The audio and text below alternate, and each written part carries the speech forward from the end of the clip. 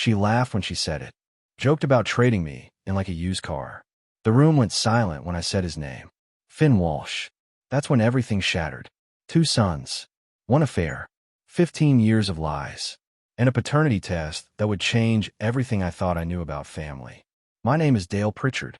I'm 44 years old, and I work as a technical writer for a mid-sized software company in Portland, Oregon.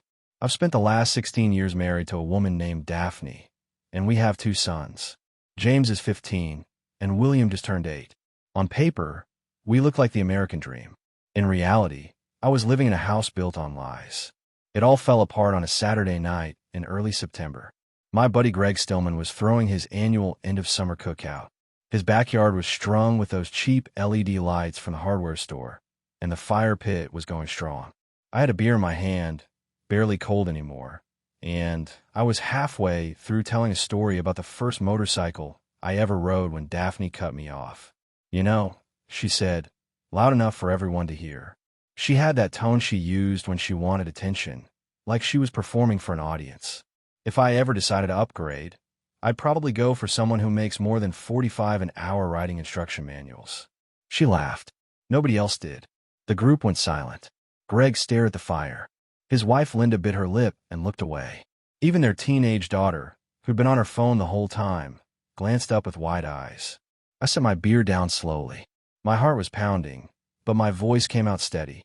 "Upgrade, huh?" I said, looking straight at Daphne. "That's funny, considering you've been test driving Finn Walsh for the past 2 years." Her face went pale. For just a second, I saw panic flash in her eyes.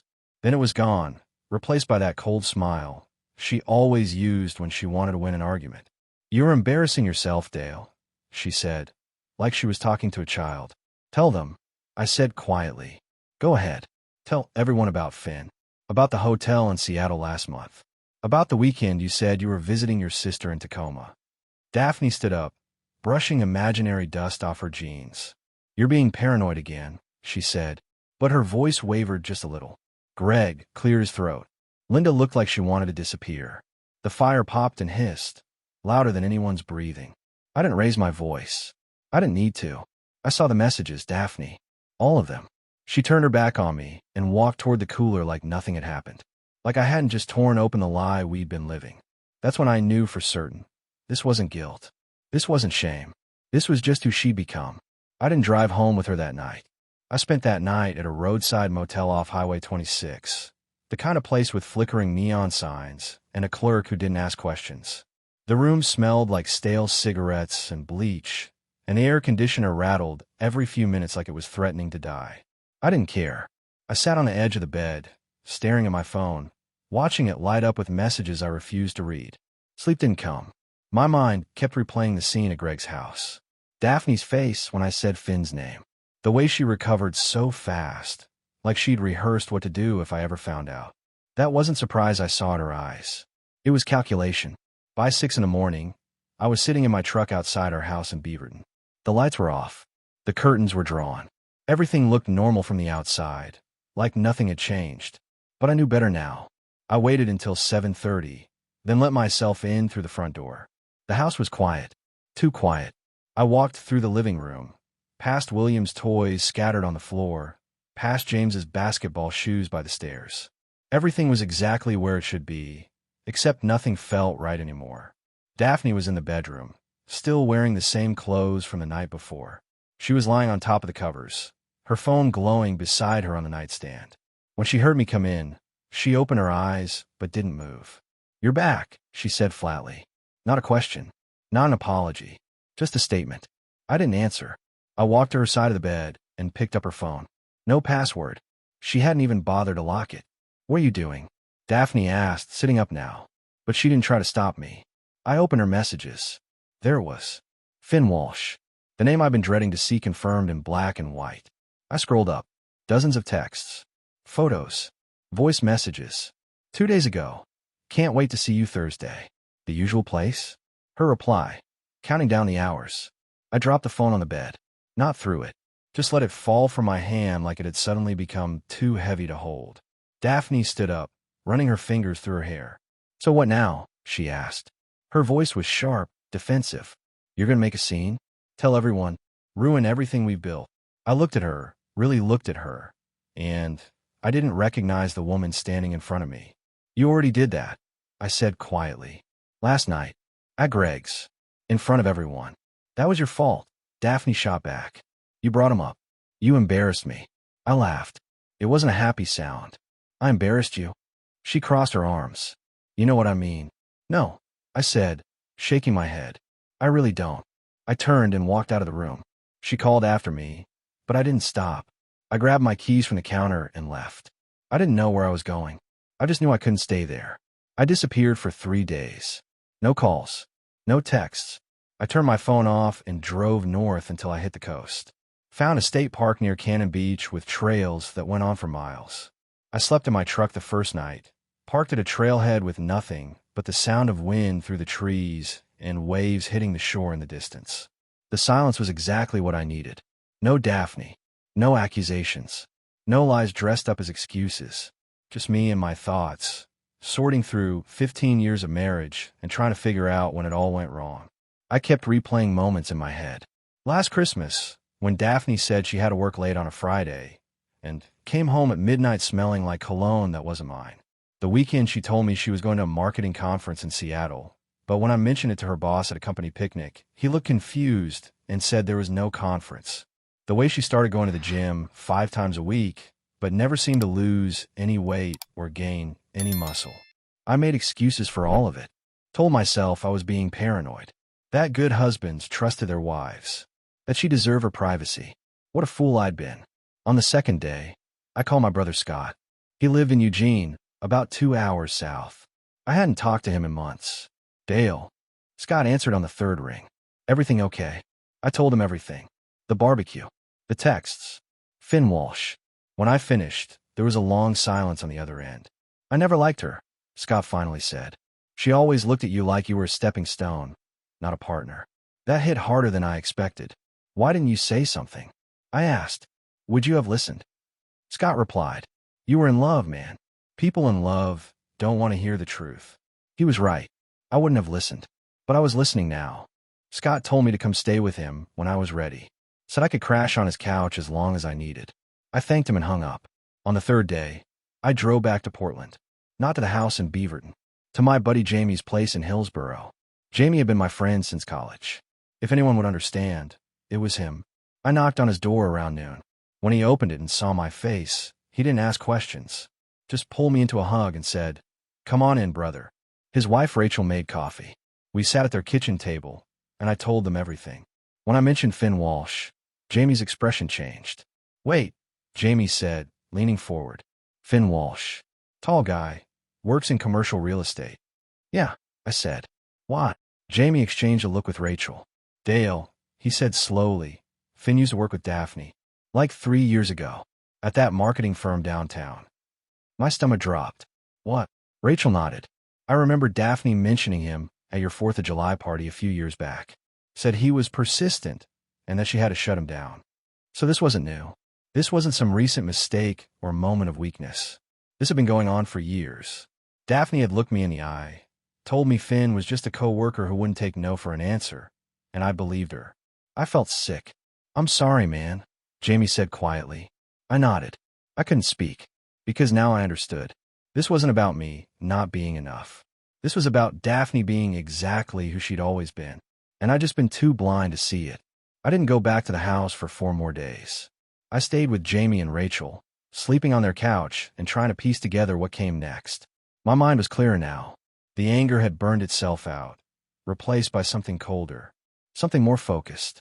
I needed proof, not just for me, for the divorce, for custody of William, because I knew Daphne. She'd twist this whole thing around, make herself the victim, claim I was unstable or controlling or whatever story suited her best. I wasn't going to let that happen. I started with the phone records. Our plan was under my name, so I had access to the account. I logged in and downloaded every text and call log from the past 2 years. There it was. Hundreds of calls to the same number. Finn's number. Late nights. Early mornings. Times when she told me she was at yoga or grocery shopping or visiting her sister. Next, I pulled our credit card statements. Hotel charges in Seattle. Restaurants I'd never been to. A jewelry purchase from 3 months ago that I never saw her wear. She'd been using our money to fund her affair. I made copies of everything, printed it out, organized it by date. I built it like a case file because that's exactly what it was. On Saturday morning, I drove back to the house. Daphne's car was in the driveway. I took a deep breath, grabbed the folder from the passenger seat, and walked inside. She was in the kitchen, pouring coffee into a mug I'd bought her years ago. It had "World's Best Mom" printed on the side. The irony wasn't lost on me. When she saw me, she didn't look surprised, just tired. "You're back," Daphne said, setting the coffee pot down. "The boys have been asking about you." "Where are they?" I asked. "James is at a friend's house. William's upstairs playing video games," she replied. Then she crossed her arms. "So what now? Are we going to talk about this like adults, or are you going to keep running away?" I set the folder on the kitchen counter. It landed with a flat thump. Daphne glanced at it. "What's that?" "Everything," I said calmly. "Every lie you've told for the past 3 years. Every phone call. Every hotel. Every dollar you spent on him." She didn't open the folder. Instead, she laughed. Actually laughed. "God, Dale, you're so dramatic. What are you going to do? Take this to a lawyer? Try to ruin me?" "I already have a lawyer," I said. "I met with him yesterday. Filed for divorce this morning." That wiped the smile off her face. "You what?" Daphne's voice went sharp. "You heard me," I replied. "I'm done. We're done. I'm taking William, and you can have whatever's left of this house and this joke of a marriage." She grabbed the folder and threw it across the counter. Papers scattered across the floor. "You don't get to just decide that," she shouted. "We have 2 kids. We have a life here." I corrected her. "We had a life. You destroyed it the minute you started sleeping with Finn Walsh." Daphne's face went red. "You think you're so perfect, don't you? You think you're the hero here." "No," I said quietly. "But I'm not the liar." She opened her mouth to respond, but I was already turning toward the stairs. "Where are you going?" she demanded. "To pack," I said. "Then I'm leaving. And I'm taking William with me." I moved into Scott's place in Eugene the following week. It was a 2-bedroom house with a workshop out back and a yard that needed mowing. Scott worked long shifts at the plant, so most days I had the place to myself. That gave me too much time to think. William came to stay with me on the weekends. Daphne fought at first, but my lawyer got a temporary custody arrangement in place. Every Friday after school, I'd drive up to Portland to pick him up. He'd run to the truck with his backpack, excited to see me, and for those 2 days, I could pretend everything was normal. James never came. He always had an excuse. Baseball practice, friend's birthday party, homework. But I knew the real reason. Daphne had gotten him first. One Saturday afternoon in late September, William and I were at a park near Scott's house. He was on the swings, pumping his legs and laughing as he went higher. I was sitting on a bench, watching him, when my phone rang. It was Jamie. "Dale," Jamie said when I answered. His voice was tight. "You need to know something." "What's going on?" I asked. "It's about James," Jamie replied. "Rachel ran into Daphne's sister at the grocery store yesterday. They got to talking, and Lisa let something slip." My stomach tightened. "What did she say?" Jamie was quiet for a moment. Then he said, "James isn't yours, Dale. Biologically, I mean." Lisa said Daphne told her years ago. The timing never worked out. She got pregnant right around when you two were separated for those few weeks back in '09. The world tilted. I gripped the phone harder. "What?" "I'm sorry, man," Jamie said. "I thought you should know." I hung up. My hands were shaking. I looked at William on the swings, his blonde hair catching the sunlight, his laugh carrying across the playground. Then I thought about James. Dark hair, dark eyes, nothing like me. I'd raised that boy for 15 years. Changed his diapers, taught him to ride a bike, sat through every baseball game, every parent-teacher conference, every birthday party. And he wasn't mine. That evening, after I dropped William back in Portland, I sat in my truck outside Daphne's house and called her. "What do you want?" She answered, her tone sharp. "Is James mine?" I asked. No preamble, no build-up. Silence. "Daphne," I said, my voice low. "Answer the question." "I don't know what you're talking about," she said, but her voice wavered. "Yes, you do," I replied. "Is James mine?" More silence. Then she sighed. "Does it matter?" she asked. "You raised him. You're his father in every way that counts." "That's not what I asked," I said. "No." Daphne finally admitted. He's not yours. Biologically. But you didn't need to know that. It would have just complicated things. I closed my eyes. My chest felt like it was being crushed. Who's his father? Does it matter? Daphne repeated. Who? I demanded. She didn't answer. Finn, I guessed. No, Daphne said quietly. Someone else. Someone from a long time ago. Before Finn. I laughed bitterly. How many have there been, Daphne? She hung up. I sat there in the dark, staring at the house where I used to live, and I felt something inside me break apart completely. I didn't sleep that night. I couldn't. My mind kept circling back to one question. If James wasn't mine, was William? The thought made me sick. William was everything to me. His laugh. His curiosity. The way he looked at me like I hung the moon. The idea that he might not be my son was unbearable. But I had to know. The next morning, I called my lawyer. I told him what Daphne had admitted about James. He didn't sound surprised. We need to get a paternity test for William, he said. Just to be certain. It'll protect you in the custody battle. How long does it take? I asked. 2 weeks for results, he replied. I'll set up. Those 2 weeks were the worst of my life. Every time I looked at William, I saw uncertainty. Every time he called me Dad, I felt a stab of fear. What if he wasn't mine either? What if I'd spent 8 years loving a child who belonged to someone else? I tried to act normal. Took him to the movies. Made pancakes on Saturday mornings. Read him bedtime stories when he stayed over. But inside, I was falling apart. Scott noticed. One evening, after William had gone to bed, he found me sitting on the back porch with a beer in my hand, staring into the darkness. You okay? Scott asked, sitting down beside me. No, I said honestly. The test, he guessed. I nodded.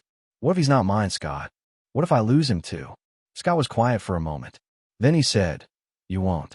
Even if the test says something you don't want to hear, you're still his dad. You're the one who's been there. That counts for something. Does it? I asked. Because I was there for James too, and that didn't matter. James is 15, Scott said. He's old enough to make his own choices. But William's 8. He needs you. And he knows you're his dad, no matter what some test says. I want to believe him. But belief was hard to come by these days. The results came back on a Tuesday afternoon. My lawyer called me at work. Dale, he said. The test came back. William is yours. Biologically confirmed. I had to sit down. Relief flooded through me, so fast I felt lightheaded. You still there? My lawyer asked. Yeah, I managed. Yeah, I'm here. This is good news, he said. It strengthens your case for primary custody. We can move forward. I thanked him and hung up. Then I sat at my desk and cried. Not from sadness. From relief. William was mine. I hadn't lost everything. The relief of knowing William was mine lasted about a week. Then reality set in. I had one son who was biologically mine and one who wasn't. One who wanted to see me and one who refused my calls. The weight of it all started crushing me from the inside out. I tried to keep it together. Went to work. Picked up William on weekends. Smiled when I was supposed to. But at night, alone in Scott's spare bedroom, I started drinking. Just a beer or two at first. Then 3. Then 4. Then I stopped counting. Scott found me one Thursday night, passed out on the couch with an empty bottle of whiskey on the floor beside me. He didn't yell, didn't lecture, just helped me to bed and left a glass of water on the nightstand. The next morning, I woke up with a splitting headache and Scott sitting at the kitchen table, waiting for me. We need to talk, Scott said as I stumbled in. I poured myself coffee and sat down across from him. I'm fine, I muttered. No, you're not, Scott replied. You're drinking yourself stupid every night. You smell like a bar. And yesterday, William called me asking if you were okay because you didn't show up to pick him up. My stomach dropped. What? You were supposed to get him at 3, Scott said. It's now 7:30 in the morning. You missed it, Dale. You were too drunk to remember. I put my head in my hands. Oh, God. Yeah, Scott said. Oh, God is right. You think Daphne's not going to use this against you? You think the court's going to give you custody when you can't even show up sober? He was right. I knew he was right. But I didn't know how to stop the pain. How to turn off the voice in my head that kept replaying every lie, every betrayal, every moment I'd been too blind to see the truth. I don't know what to do, I admitted, my voice breaking. Scott reached across the table and grabbed my shoulder. You get help, he said firmly. You talk to someone. You stop drowning yourself in a bottle. Because William needs you. And right now, you're failing him. That hit me like a punch to the gut. Because it was true. I was so consumed by my own pain that I was forgetting about the one person who mattered most. My son, the boy who still believed I was his hero. I called William that morning and apologized. He was quiet on the other end of the line. "It's okay, Dad," William finally said. His voice was small. "Mom said you were busy with work. Daphne had covered for me." I didn't know if that made it better or worse. "I'm sorry, buddy," I said again. "It won't happen again. I promise." "Okay," William said. "I love you, Dad." "I love you too," I replied, and I meant it more than I'd ever meant anything in my life. After I hung up, Scott handed me a business card. "Friend of mine," he said. "Therapist. She's good. Call her." I looked at the card. Dr. Angela Barnes. I'd never been to therapy before. Never thought I needed it. But I needed something. Because I couldn't keep doing this. Not to William. Not to myself. I made the appointment that afternoon. Therapy helped. Not immediately. Not like flipping a switch. But slowly, over the course of a few weeks, I started to feel like I could breathe again. Dr. Barnes didn't judge me. Didn't tell me I was weak or pathetic. She just listened. And sometimes that was enough. I stopped drinking. Went to a few AA meetings just to hear other people's stories. Realized I wasn't alone in feeling like my life had fallen apart. Other men had been through worse and survived. If they could do it, so could I. William started staying with me more often. The court agreed to extend my weekends to include Wednesdays and Thursdays. It wasn't full custody yet, but it was progress. And every moment I spent with him reminded me why I was fighting. James, though. James was still a ghost. He wouldn't return my calls. Wouldn't answer my texts. Daphne said he didn't want to see me, and there was nothing I could do to force it. Then, in mid-November, something changed. I was at Scott's house, fixing dinner for William, when my phone rang. Unknown number. I almost didn't answer. "Hello," I said. "Dad." It was James. His voice sounded older. Tired. "James," I said, gripping the phone tighter. "Hey, buddy. I'm glad you called." There was a long pause. Then James said, "Can we meet? Just you and me." "Of course," I said immediately. "When? Where?" "Tomorrow," James replied. "There's a coffee shop on Burnside. Can you be there at 2? "I'll be there," I promised. The next day, I drove to Portland an hour early. Sat in my truck outside the coffee shop, watching people come and go. At exactly 2 o'clock, I walked inside. James was already there, sitting in a corner booth with a cup of coffee in front of him. He looked up when I approached, and I saw something in his eyes I hadn't expected. Uncertainty. "Hey," I said, sliding into the seat across from him. "Hey," James replied. He didn't smile. For a moment, neither of us spoke. Then James said, "Mom told me. About the test. About you not being my biological father." I nodded slowly. "Yeah, I found out a few weeks ago. She also told me it's been going on for years," James continued. His voice was flat. The lying, the cheating, all of it. I didn't know what to say to that. James looked down at his coffee. "I've been angry at you," he admitted. "For leaving. For breaking up our family. But then Mom started acting weird. She's been seeing Finn at the house. And she acts like it's no big deal. Like we should all just be okay with it. I'm sorry you're going through this," I said quietly. James looked up at me. "Are you?" he asked. "Because you left. You just walked out." "I left your mother," I said carefully. "Not you. Never you. But I'm not even yours," James said, his voice rising slightly. "So why would you care?" "Because I raised you," I said firmly. "Because I was there when you were born.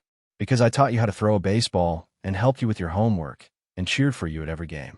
DNA doesn't change that, James. You're my son. Maybe not biologically, but in every other way that matters." James's eyes filled with tears. He looked away quickly, wiping at his face with his sleeve. "I don't know what to do," he said, his voice breaking. "Everything's messed up. Mom's mad all the time. Finn's always around. And William keeps asking when you're coming home." "I'm not coming home," I said gently. "Not to that house. But I'm not going anywhere, James. If you want me in your life, I'm here." James nodded slowly. Then he said, "Can I come stay with you? At Uncle Scott's? Just for a little while." I felt something loosen in my chest. "Of course you can," I said.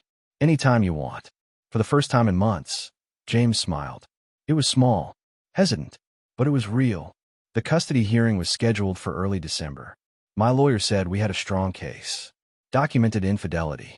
Proof of lies spanning years. Character witnesses willing to testify that Daphne had been manipulative and unstable. But nothing was certain when it came to family court. James had been living with me at Scott's for 3 weeks by then. He slept on a cot in William's room, and the two of them had started acting like brothers again. Real brothers. Not the distant strangers they'd become over the past year. On the morning of the hearing, I put on my best suit and drove to the courthouse in Portland. Scott came with me for support. James wanted to come too, but I told him no. He didn't need to see this.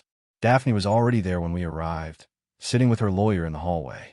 She was wearing a conservative dress, hair pulled back, makeup subtle, playing the part of the concerned mother.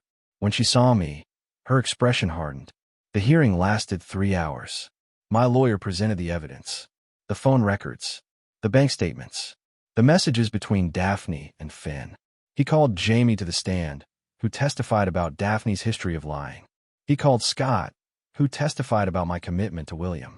Then Daphne's lawyer called her to the stand. She played it perfectly, tears at the right moments, voice breaking when she talked about how much she loved her children, how she'd made mistakes, yes, but she was working to be better, how I'd abandoned the family without giving her a chance to fix things. It was a performance, and for a moment, I worried the judge might buy it. But then my lawyer asked a question that changed everything. "Mrs. Pritchard," my lawyer said, "is it true that James is not biologically Dale Pritchard's son?" Daphne's face went pale. "I don't see how that's relevant," she said. "Please answer the question," the judge said. Daphne hesitated. Then she said, "No, he's not." "And you never told Dale?" my lawyer pressed. "I didn't think it mattered," Daphne said defensively. "You let him raise another man's child for 15 years, believing the boy was his own, and you didn't think it mattered?" my lawyer repeated, his voice sharp. Daphne didn't answer. The judge leaned forward. "Mrs. Pritchard, I'm going to ask you directly. How long have you been having extramarital affairs?"